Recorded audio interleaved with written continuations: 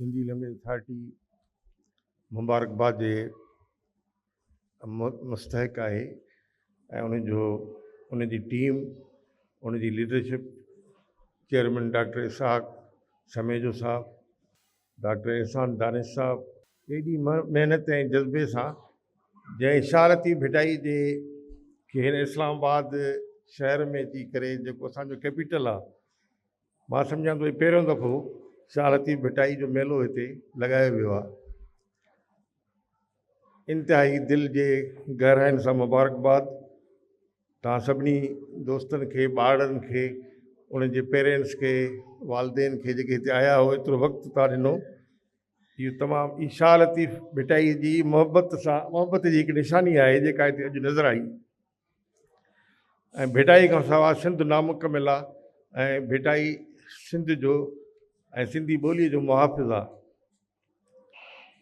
मां इहो तव्हांखे ॿुधायां त असां मीडिया जे करे एतिरनि ॻाल्हियुनि खे असां ॿियनि नयनि शयुनि खे एडॉप्ट कयो आहे असांजे ॿारनि, ऐं कार्टून ॾिसी करे उन भिटाई जो नालो, भिटाई जो कलाम असां विसारे छॾियो आहे।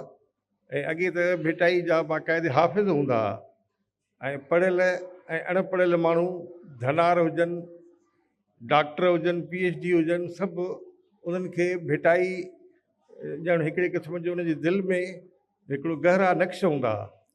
हाणे असां वटि जेको आहे सो भिटाई जे लाइ असां कुझु लाइब्रेरियूं जेके क़ाइमु कयूं आहिनि मुख़्तलिफ़ जॻहियुनि ते, उहो असां पहिरियों कलाम भिटाई जो पुछंदा आहियूं उन्हनि खां त बाबा शालती भिटाई केरु हो।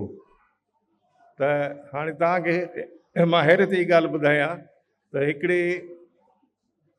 हिकिड़े स्कूल में वञी करे, जेको सिंधी मीडियम स्कूल हो, ऐं उते असां पुछा कईसीं बाबा शालती भिटाई केरु हो। त ॿारनि चयो, हिकिड़े चयो साईं बादशाह हो, ॿिए चयो सैयद हो, टे मावरनि खां पुछो भला ॿियो छा हो, चई साईं बुज़ुर्ग हो। पोइ मां पुछियुमि भला हिकिड़े जंहिं चयो त बादशाह हुयो, के सैयद हो, मतिलबु भला ॿियो बि कुझु हुयो? चई बसि साईं उहो वक़्त जो बादशाह हो। ऐं मतिलबु कीअं बादशाह हो, कहिड़े ज़माने जो बादशाह हो? चई साईं जीअं साईं गौस अली शाह, साईं काइम अली शाह, साईं मुराद अली शाह, हे बि वक़्त जो ईअं बादशाह शाह हुयो।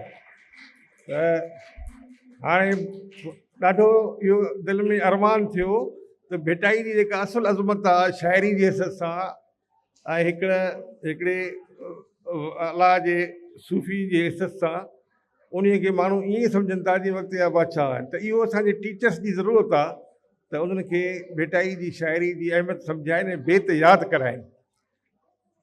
अॼु इन करे मूंखे ॾाढी ख़ुशी थी, छाकाणि त हिन एकेडमी ऑफ लेटर्स में मुंहिंजी सॼी उमिरि गुज़री आहे, कराची में, इस्लामाबाद में।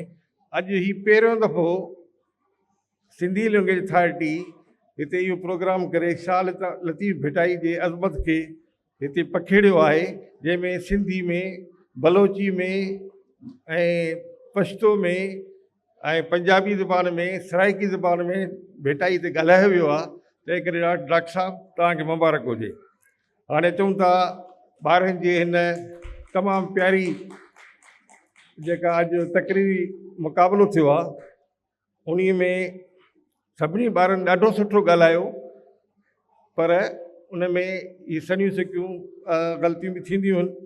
पर असां टिनी जेके ज्यूरी जो जेको गॾियल फ़ैसिलो आहे, उन्हीअ में टे जेके पोज़ीशन्स आहिनि, वॾा इनाम आहिनि, उन में सभ खां पहिरियों इनाम जेको मिलियो आहे उहो आहे तहरीम बतूल, उनखे जंहिं निहायत कॉन्फिडेंस सां, एतमाद सां ऐं सही ज़ेर ज़बर जी ग़लती खां सवाइ हुन हिकिड़ी ॻाल्हि पेश कई, तंहिं करे उनखे मुबारकबाद हुजे फर्स्ट पोज़ीशन जी। ॿियो जेको उर्दू में जंहिं तक़रीर कई, जंहिंजो नालो अली शेर आहे, उन्हीअ खे सेकेंड पोज़ीशन ॾिनी वई आहे। टियों इनाम, टीं पोज़ीशन असांजो जेको अंग्रेज़ी में तक़रीर कई मोहम्मद हुसैन घुमरो, उन्हीअ खे टीं पोज़ीशन ॾिनी वई आहे। हिकिड़ो ख़ुशूसी इनाम नंढड़े ॿार जेको भिटाई मंज़ूर जंहिं तक गुफ़्तगू कई, इनखे ख़ुशूसी इनाम ॾिनो वियो आहे। ऐं बाक़ी पंजाबी, पश्तो ऐं सराइकी में जेके जिन ॿारनि तक उनखे मुबारकबाद ऐं शील्ड इनशाला ॾिनी वेंदी।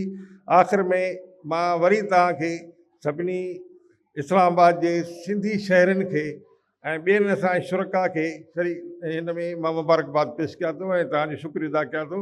ऐं डॉक्टर साहब खे इहा गुज़ारिश कंदुसि ऐं सिंधी लैंग्वेज अथॉरिटी तरफ़ां बलूचिस्तान में KP में ऐं जीअं बहावलपुर आहे असांजो, उहो बि सिंध जो ई सम्झो सॼो इलाइक़ो आहे।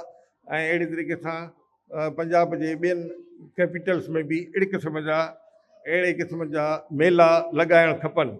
वॾी महिरबानी।